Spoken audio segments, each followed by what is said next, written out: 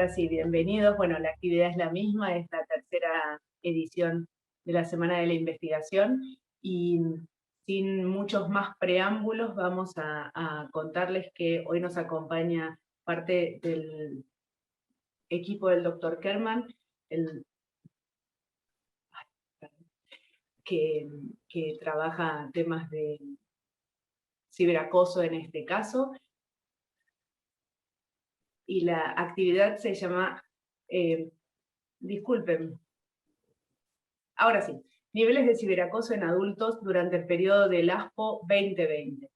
El equipo que va a presentar está dirigido por Bernardo Kerman, que es médico y psiquiatra infanto-juvenil por la Universidad de Buenos Aires, y doctor en psicología por UFLO Universidad. Es autor de numerosas publicaciones y ha dirigido múltiples proyectos de investigación orientados al estudio del hostigamiento entre pares y las percepciones en torno a este fenómeno. Fue secretario general de Investigación y Desarrollo de UFLO hasta el año 2017 y actualmente es director de la Diplomatura de Posgrado sobre Psicoterapias Efectivas Basadas en Evidencia. Lo acompañan Melissa Gallino, Flavio Calvo, Noemí Morrongiello, Rocío Kobylanski y Gabriel Montara. Ellos son graduados de Psicología de UFLO y muchos se encuentran actualmente cursando el doctorado de Psicología. Ahora sí, bienvenidos, somos todo oídos. Bueno. No sé si nosotros podemos hacer, de host lo tenemos. Bueno, ¿qué tal? ¿Cómo les va? Es un gusto tenemos 36 personas, la verdad que nos encanta. Me gustaría verlos personalmente a cada uno de ustedes, pero a veces el intercambio es mucho más fácil de esa manera. Igualmente, estamos muy contentos de presentar este proyecto. Nosotros tenemos un equipo que estamos haciendo varios proyectos, básicamente, no solamente con adultos, con niños también, con ciberacoso en niños, con el concepto de cuidado y las representaciones mentales de cuidado en niños de 0 a 6 años, y la verdad que nos entusiasma mucho todo este tipo de trabajo, y justamente el tema del acoso y el hostigamiento, que es, en cuanto a la salud mental, es sumamente necesario tener elementos para poder trabajar. Este es un proyecto que venimos desarrollando prácticamente hace un par de años, e inclusive algunos de nuestros integrantes del equipo, por ejemplo, Flavio Calvo hizo una tesis vinculada con el ciberacoso y está ya entregada su tesis de doctorado, que yo tuve el honor de tutoriarlo, y lo va a entregar, y ya lo entregó, y bueno, estamos esperando que la presente. Y Noemí Morrongiello también hizo una tesis vinculada con el hostigamiento escolar. Así que la empatía, las habilidades sociales, así que realmente, y tenemos gente en el doctorado, como Melissa, como Gabriel, como Rocío, y espero no olvidarme ninguno más, pero acá están todos doctorándose de alguna forma, así que estamos re contentos de poder trabajar en equipo. Pero el tema que nos convoca hoy tiene que ver con el ciberacoso, y vamos a compartir, déjenme ver un poquitito que no me equivoque, de proyecto de investigación, entonces, o ciberbullying. Espero que se vea bien, para los que están afuera creo que se vea bien. Se ve bien. Bien. Preguntas que nos podemos hacer. Un par de definiciones y nos vamos a algunas preguntas. Para hablar de ciberacoso, tenemos que entender primero qué es el bullying o el acoso escolar. En realidad es acoso de pares, pero el ciberacoso o el acoso de pares o bullying, de una definición que estuvo vinculada solamente con chicos, se puede aplicar a múltiples situaciones, que tiene que ver con una violencia mantenida mental o física, guiada por un individuo, un grupo dirigido contra otros individuos, incapaz de defenderse a sí mismo en esa situación, y generalmente se desarrolla en el ámbito escolar. Empiezo con esto porque fue lo primero que investigamos, y siempre es intencional, perjudicial y persistente, con una dinámica de exclusión, violencia y deterioro de la socialización. Y es bien sistémico. ¿Ah? Y empiezo con esto porque, como ustedes ven en la transparencia, hay muchos implicados y esta dinámica que se ha dado en el bullying en los pares, muy parecido a esa dinámica, con variables también más complejas que estas, se ha dado en la red, en donde ustedes ven que hay diferentes actores, aquellos que acosan, aquellos que son acosados, ocasionalmente algún defensor, testigos que pueden ser activos, pasivos o hasta ocultos, y ya van a ver qué pasa también en el ciberbullying, y también, además de eso, testigos no implicados, perdón, estoy viendo esto. Entonces, en el medio, de alguna manera escolar, está la escuela, los docentes, los directivos, y acá no está puesto, y no sé por qué no está puesto, pero se lo aviso, la familia, aquellos que son hostigadores, hostigados o defensores y testigos, también es parte de aquellas del sistema que tiene que ver con el hostigamiento. Y ahí apareció la familia. ¿tá? Y una dinámica similar, y ahora vamos a hablar, pasa, pero también está la sociedad y todo lo que hace a la cultura y el medio ambiente. Entonces, les hago una definición muy sencilla, que en el ciberbullying se da una dinámica similar, y se da nosotros hablamos de adultos y después vamos a ver por qué lo hicimos para adultos, porque esta es una investigación que no solo lo hicimos para adultos, pero en esta etapa simplemente consignamos más los datos vinculados con adultos, y además por otras causas que les vamos a decir, básicamente porque la encuesta fue para mayores de 18 años, pero esto de utilizar, digamos, la tecnología de información y comunicación, los famosos TIC, principalmente Internet y el teléfono, para hostigar y acosar a otras personas, compañeros u otras personas, tiene que ver con el ciberbullying. Y yo me imagino que todos ustedes se deben preguntar un montón de cosas vinculadas de qué es esto, qué formas hay. No sé qué preguntas se pueden hacer ustedes al respecto, pero nos gustaría saber, aquellos que, si alguna vez participaron, no los puedo ver en situaciones de ciberbullying, y qué les gustaría saber, qué preguntas se hacen con respecto a eso, qué les interesaría investigar, porque la investigación es así, uno quiere saber algo porque después la curiosidad es importante, y además dónde lo va a aplicar, para qué le va a servir. Es un flagelo muy grande del ciberbullying, ya lo vamos a ver. En el chat, si ustedes quieren, nos gustaría, si alguno hace alguna, los que tengan ganas, anoten alguna pregunta. Acá, no importa, no sale el nombre, o si sale el nombre no lo vamos a decir, pero si se les ocurre algunas preguntas que de alguna manera espero que puedan ser contestadas, o espero que nos sirvan a nosotros para seguir investigando. Si alguno de ustedes, de las 37 personas que están, ¿qué les interesa en saber de ciberbullying? Sabemos que no es lo mismo la dinámica sin vernos que con vernos, nosotros no lo podemos ver. No hace falta que contesten ya, pero si quieren vayan poniendo en el ciberbullying. Ahí ya uno pregunta, ¿qué me gustaría hacerme como contrarrestar las acciones o los efectos del ciberbullying? Bueno, acá hay una pregunta importante.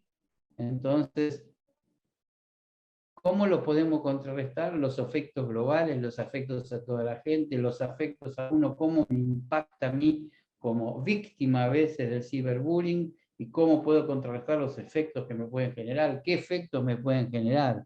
Es una muy buena pregunta esa. No vamos a contestar todas estas preguntas, les vamos a contar qué hicimos nosotros. Pero si hay alguna otra pregunta, pueden ir haciéndola a medida que nosotros vayamos charlando. Háganla directamente en el momento que vayamos charlando. Y entonces cuando se les ocurre la escriben y después la vamos leyendo, porque después uno se olvida. Bueno, gente, yo quería iniciar esto hablando muy en general y ahora le voy a pasar la palabra a mis compañeros. Yo voy a seguir compartiendo pantalla, o cuando quieren empezar a compartir, el que sigue me dice compartamos, yo comparto y empezamos a trabajar. Y anoten las preguntas en el chat, por favor, que nos van a ser útiles. Bueno, chicos, ¿quién continúa? Yo, Bernardo. Explicando los tipos. Nos van a contar un poco qué formas hay. ¿Puedo compartir o lo necesitas que ya comparta? Compartilo, sí, así comenzamos, sí. Bueno. Entonces vamos a compartir pantalla. Un segundito, corro acá porque si no, no puedo hacerlo. Entonces, estamos acá y acá nos va a contar Noemí los tipos. Dale, Noemí. Perfecto, bien. Los tipos de ciberbullying. Los modos de ciberacoso pueden ser directos e indirectos. La agresión directa es el envío de mensajes dirigidos a otros niños y adolescentes. Y el acoso indirecto involucra manipular a otras personas para hostigar cibernéticamente a la víctima, ya sean con o sin el discernimiento de los cómplices. El hostigamiento indirecto puede ser más perjudicial, ya que puede incluir a sujetos adultos en el acoso. Después tenemos el juego sucio, en cuanto a algunas situaciones se incita a la propia víctima a que sea quien divulgue información propia sin conocer el alcance que tendrá la misma. Puede ser tanto difusión de secretos como imágenes de la víctima. Otro de los tipos es la violación de la intimidad. Consiste en hablar con alguien sobre secretos o información avergonzante para luego compartirla en Internet. También robarle información personal y luego viralizarla. Tenemos también suplantación de la identidad. El hostigador asume la identidad del hostigado, hackeando sus cuentas y enviando mensajes violentos a otro como si los hubiera escrito él. El hostigamiento, que es una de las formas del ciberacoso más comunes, es el envío y la difusión de mensajes ofensivos y vulgares que buscan imponer miedo e intimidar. Dentro del hostigamiento se incluye el stalkeo, que es una forma de persecución o un tipo de acoso que radica en el seguimiento interrumpido a una persona que intenta establecer un contacto contra su voluntad. También nos queda la exclusión social, que es la forma deliberada y cruel de la víctima de excluir de los grupos de redes sociales, como de mensajería, grupos de Google, de WhatsApp, y también no dejarlos participar de una red social específica. Continuamos también con denigración, que es enviar o colgar en la red rumores sobre otra persona para dañar su reputación o sus amistades. Por ejemplo, fotos de una persona alterada digitalmente, incluye asimismo publicar en Internet imágenes, videos o los llamados memes. Paliza feliz, compuesto por videos degradantes que son tomados por un testigo, mientras el agresor o los grupos de agresores golpea a la víctima para luego difundirlos por Internet. Algunos agresores filman sus golpes a sus víctimas a través de los teléfonos celulares y después lo difunden por Internet. Ya no solo se complacen acosando, sino que además quieren inmortalizar el acto. Y lo que resulta más grave, obtener el reconocimiento y respeto por ello. Otro de los tipos de ciberbullying es la persecución, que es el envío constante de mensajes desagradables para la víctima. Sextorsión consiste en el envío de videos a un grupo de personas con contenido sexual de la víctima que se intenta extorsionar. La provocación incendiaria o el flaming hace referencia a una discusión que se inicia en Internet y que se incrementa el tono de los descalificativos y la agresión con mucha velocidad como en un incendio. Por ejemplo, grupos que se juntan para insultar a una víctima. Pero más allá de estos ejemplos y la forma del ciberbullying toman, son muy heterogéneas y solo se hallan restringidas por las destrezas tecnológicas y la imaginación de los menores acosadores. Bien. Bueno, yo les voy a contar un poco, si pasamos de Filmina, les voy a hablar ahora de las características y algunos de los factores de riesgo del ciberbullying. Vamos a empezar por las características. En primer lugar, tenemos el escaso feedback.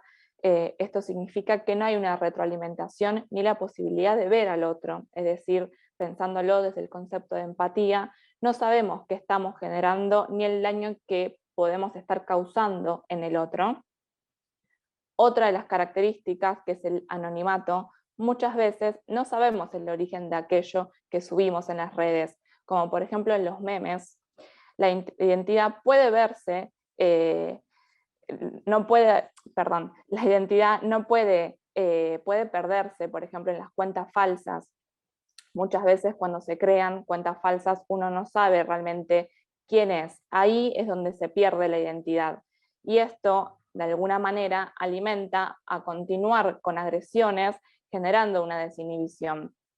Otra de las características es que trasciende fronteras. No hay distancias, no hay tiempos. Una palabra y algo que me parece importante pensar de inmortalizar el acto, ¿no? Esto de que es permanente y cuando veamos los factores de riesgo, una también de los factores, ¿no? De inmortalizar el acto en relación a las fronteras también temporales y espaciales. Se pierde la intimidad. Si vamos ahora a la siguiente filmina, donde vemos los factores de riesgo, uno de ellos, que es el creciente aumento del acceso a nuevas tecnologías, ya sean nuevos dispositivos, redes, plataformas. Otro de estos factores, que la virtualidad ocupa un espacio de sociabilización importante y fundamental, sobre todo pensándolo, ¿no? En este último año y medio en relación a la pandemia, ¿no? Lo importante que fue en algún punto el Internet, el intercambio, la posibilidad de pertenecer a grupos, la comunicación. Otro de los factores de riesgo, que es la viralización, esto habla de la reproducción rápida de contenidos, que tiene que ver con las fronteras, ¿no? Cuando uno sube algo a las redes, sube a la internet y piensa que queda solamente en un dispositivo o en una red social, esto es algo que se va enviando y se replica de manera automática, que es muy veloz, entonces llega a alcances impensados. Las características también en relación a lo permanente, esto que decía antes de inmortalizar el acto, esto de subir a internet algo y no poder frenarlo, no poder quitarlo, es algo que realmente es difícil, entonces lo convierte en uno de los factores de riesgo. Yo les quería contar muy brevemente, para que podamos pensar todas estas características y estos factores de riesgo, en relación a un caso que fue conocido de Lizzie Velázquez, que es una estadounidense de Texas, que ella cuando tenía 17 años estaba mirando videos en YouTube. Entonces uno de esos videos le llama la atención por el título, que era la mujer más fea del mundo. Cuando ella ingresa a ese video, se da cuenta que era ella quien salía en ese video. El video duraba apenas 8 segundos y ya tenía en esa instancia, cuando ella lo abre, 4 millones de reproducciones, ¿no? Esto de la velocidad de que se reproduce en relación a las fronteras también temporales, que ella no estaba enterada de este video que estaba subido a las redes. Esto trajo, ¿no?, consecuencias desde la angustia, desde el dolor. Hoy en día ella es una activista que lucha contra el ciberbullying, pero también hay otros casos en donde tienen otros finales y otras consecuencias. Entonces es algo que es importante tomar dimensión y conciencia a las escalas, ¿no?, que puede llegar y sobre todo el impacto que puede tener en el otro.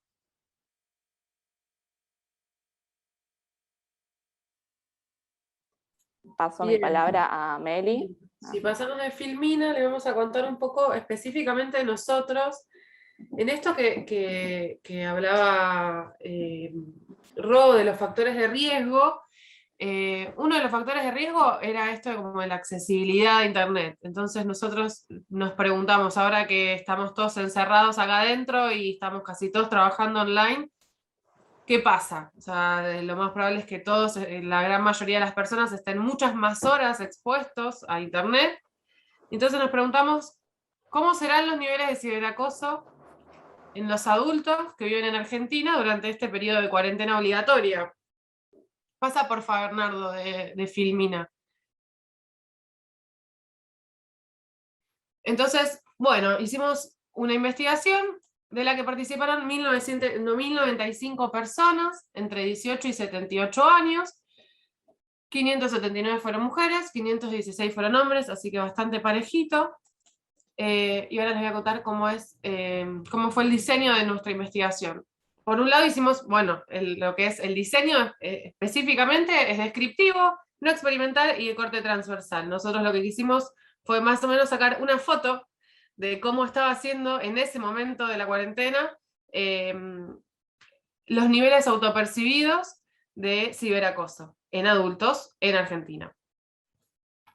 El instrumento que utilizamos fue, por un lado, un cuestionario sociodemográfico que armamos nosotros, en el que preguntábamos bastante cosas en relación al uso de Internet. Por ejemplo, ¿cuántas horas pasabas en Internet antes de la cuarentena? ¿Cuántas horas pasas ahora? ¿Cuáles son tus redes sociales más utilizadas?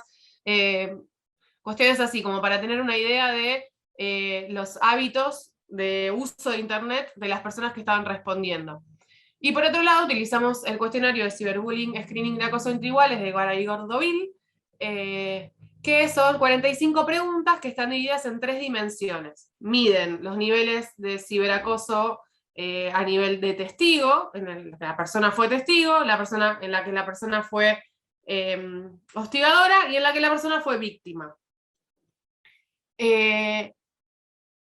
Para el análisis, además de simplemente ver, bueno, tantas personas respondieron que la red social que más utilizaron fue Twitter, tantas personas respondieron que usualmente que han visto situaciones de ciberacoso, además de lo que es meramente descriptivo, hicimos algunas cuestiones más en relación al análisis de datos que les va a explicar mi compañero Gabriel. Ahí está. Bien, antes de llegar a esto, y básicamente que estos ya serían los resultados que los va a dar Flavio, lo que quiero explicarles yo es cómo hacemos, o mejor dicho, cómo hicimos en la investigación para poder arribar y para cumplir con estos objetivos. Bien, lo que tratamos de lograr mediante el diseño descriptivo, mediante una metodología descriptiva, es poder describir a través de las variables que nosotros empleamos, especialmente el ciberbullying y o mejor dicho, mediante las variables del ciberbullying y las variables sociodemográficas, un pantallazo acerca de las características de la población, o mejor dicho, de la muestra con la que trabajamos. Nosotros en lo que trabajamos variables sociodemográficas nos concentramos, por un lado, en la edad, dividiendo la mayoría de las personas en grupos etarios, y en el sexo, que van a ver a continuación. Lo que hicimos es, agarramos la población, que eran precisamente 1020 personas, me habías dicho, Meli. 1095, sí. 1020 era la anterior, perdón. 1095 personas, dividimos según primero género, en hombres y mujeres, y comparamos los puntajes de ciberbullying, específicamente de 3 factores de ciberbullying. El factor el ciberbullying percibido, lo que sienten ellos que les ha pasado a ellos, el puntaje de testigos, que es lo que han observado, y el puntaje de víctimas, que es lo que ellos perciben que han cometido, por así decirlo. Separamos a la población por género y comparamos los puntajes de estos 3 factores entre los hombres y las mujeres para ver si hay diferencias significativas. Después, ahí va a decirles los resultados bien Flavio, después lo que hicimos fue algo similar, solo que en vez de separarlos en género, los separamos por grupos etarios. Das 2 diapositivas adelante, ¿puede ser?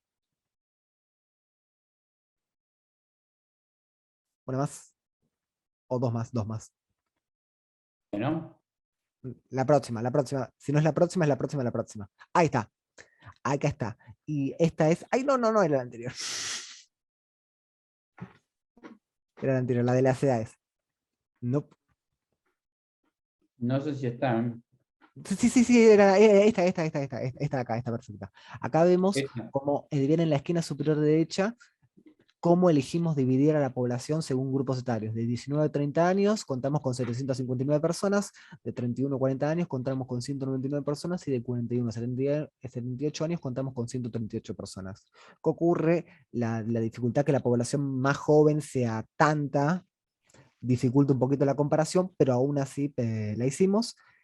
Y los resultados ahí lo va a decir Flavio, pero fue muy interesante lo que terminó dándose. Pero bien, para más específicamente lo que empleamos para el análisis de datos es para la diferencia de género, empleamos una herramienta estadística que es la prueba de T-de-Student, que básicamente te compara empleando una sola variable a dos grupos. En este caso lo hicimos con las variables de víctimas, observadores y agresores entre hombres y mujeres, y para esta para esta de los grupos etarios usamos un análisis de la varianza, una ANOVA, se le dice, que básicamente hace una cuestión muy similar. Pero bueno, ahora después de lo aburrido ya está, y iríamos con los resultados de Flavio, ¿está bien? Gracias, Gabriel.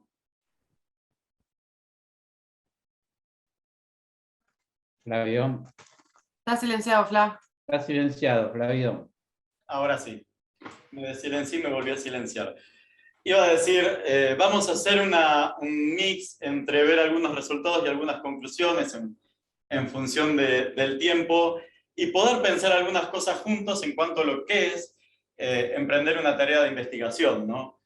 A ver, nosotros estamos haciendo un recorte de una situación en un momento en particular, ¿no? Este estudio lo realizamos en el año pasado, en el 2020, en pleno momento del aislamiento obligatorio, y nosotros no podemos decir cómo era el ciberbullying antes, porque no sabíamos que iba a haber un momento de aislamiento, entonces no podemos hacer una comparativa, simplemente hacemos un corte y vemos qué es lo que pasaba en ese momento.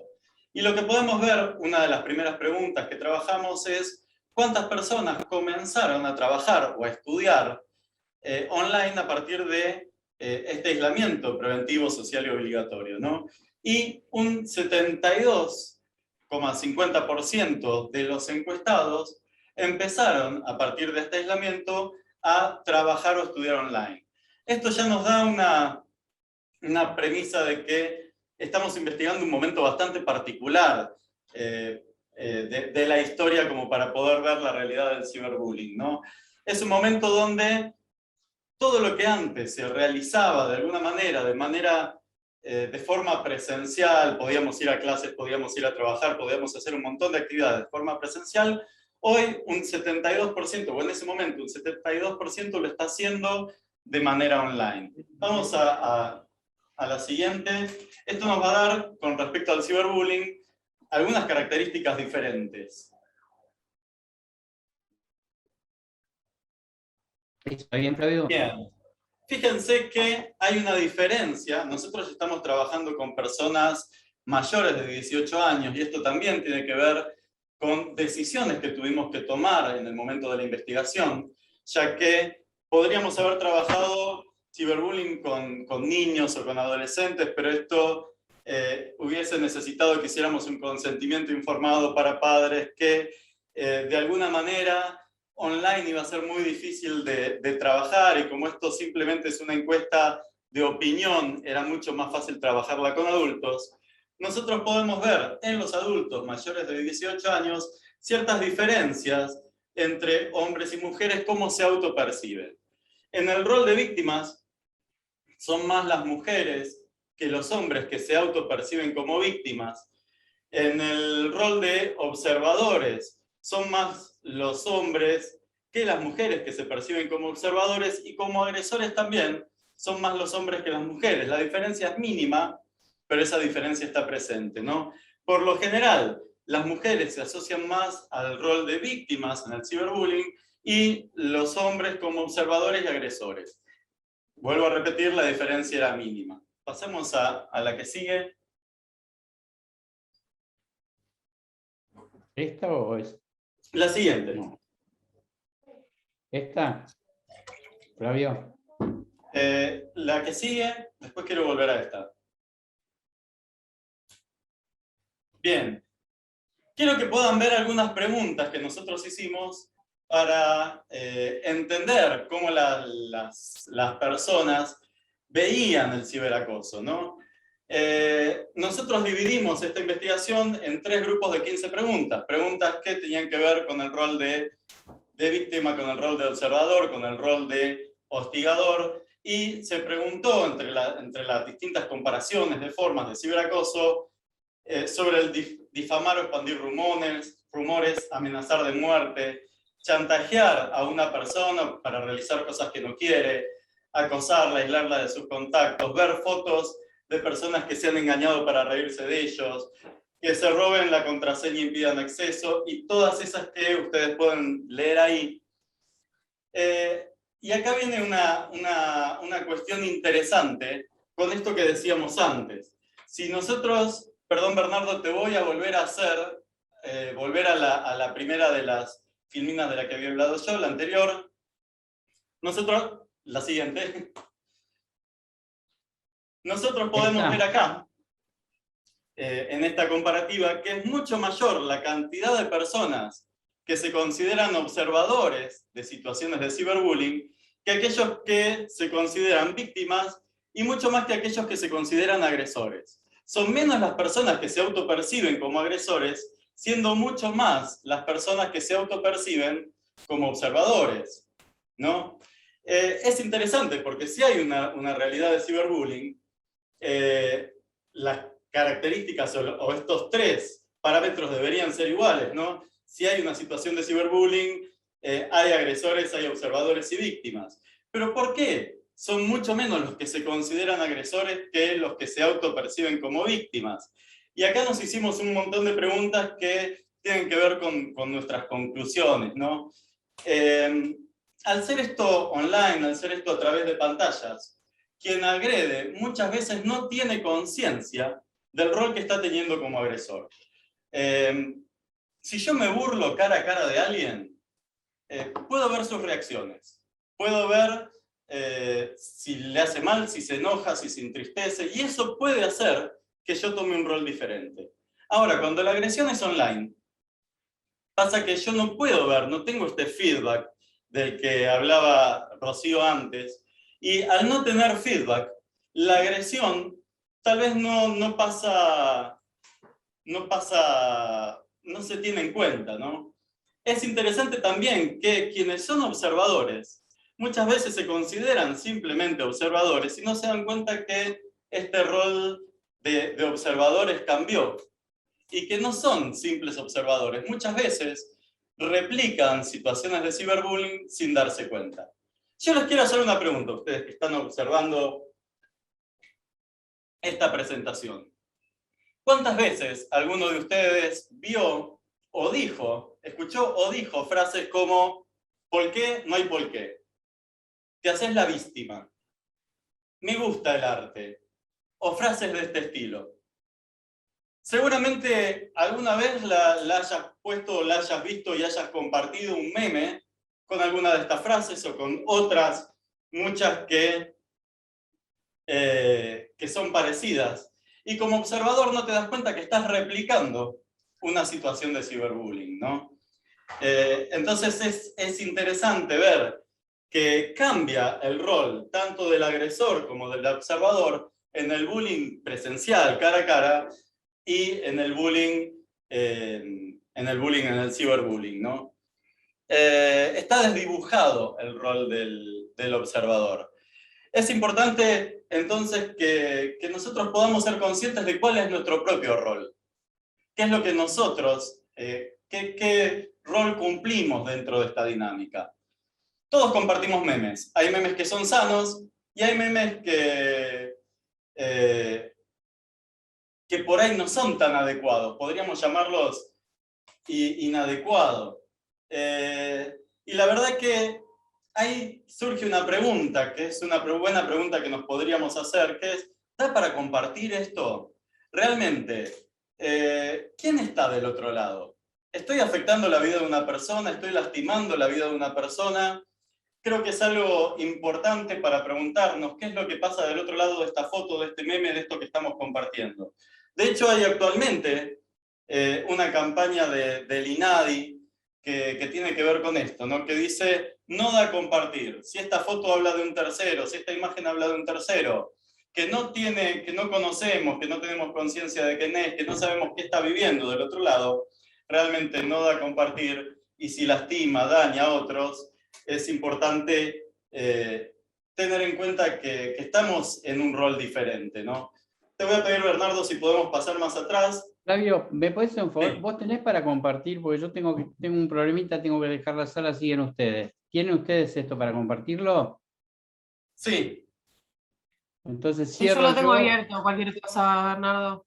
Bueno, Igual entonces ya, salgo Dale. yo, Igual ya salgo yo, siguen cerramos. ustedes ya y sí, en 5 completan la mesa minutos ustedes. terminamos. Gracias a todos. Siguen ustedes, muchachos. Chao. Dale. Chao. Chao. ¿Necesitas que comparta, Flav? Dale, poné el último, así cerramos, que nos quedan pocos minutos. Estamos acá, ¿no? Sí. Decía recién, entonces, cuando compartimos algo está esta campaña, esta pregunta que podemos hacernos, ¿da para compartir? Y entonces es importante que seamos conscientes y concienticemos a otros y podamos denunciar situaciones que son violentas, que por ahí dentro del contexto virtual pasan desapercibidas. Y es importante también ver algo que nosotros vimos en la investigación, es que como aumentó, como decíamos en un principio, en este 72 con 50% todo lo que es virtual, también el ciberbullying tomó nuevas características, ¿no? Hay cuestiones como, tal vez oyeron hablar del Zoom bombing, de esto que antes de la pandemia tal vez no se conocía, que es intervenir en reuniones de Zoom, en clases, y hay muchos videos por ahí donde por ahí alguien toma el control de la reunión de Zoom y se burla de alumnos o pone imágenes o cuestiones que no son sanas. El ciberbullying fue tomando nuevas características que se pudieron ver a lo largo de esta pandemia. Es importante entonces que nosotros podamos concientizarnos y hacer conscientes a otros, porque la verdad que quien está del otro lado de la pantalla sufre. Y como en lo que explicaba Rocío, este sufrimiento es 24/7, ¿no? No hay lugar donde escapar. En el bullying tradicional tal vez me voy del colegio y puedo encontrar cierto silencio en mi casa, mientras que en el ciberbullying la amenaza, el compartir memes, el compartir un montón de cosas está presente 24/7 y para quien es víctima no hay manera de escapar. Última cosa que quiero decir rápido. Porque ya estamos cerrando, habían preguntado por ahí cómo contrarrestar esto. Y quiero que pensemos que esto es una realidad sistémica. No es una persona contra una persona. Una vez que algo se viralizó, hay todo un sistema de por medio, como veíamos al principio, laboral, escolar, familiar, social. Todos somos partes de este sistema. Entonces, muchas veces cuando se abre un almohadón de plumas y se tiran todas las plumas al viento, es imposible volver a juntarlas. Está en nosotros poder trabajar desde la prevención, y más que desde la prevención, desde la promoción de conductas saludables dentro de lo que es el ciberespacio. Creo que es muy difícil ayudar a quien vivió esto, pero es mucho más fácil y mucho más dinámico poder promocionar actitudes saludables dentro del ciberespacio para que estas situaciones no lleguen a suceder. Bien, creo que con esto hicimos un resumen, pero súper amplio y breve al mismo tiempo de lo que fue esta investigación. Muchas gracias, Flavio. Gracias a todas y a todos.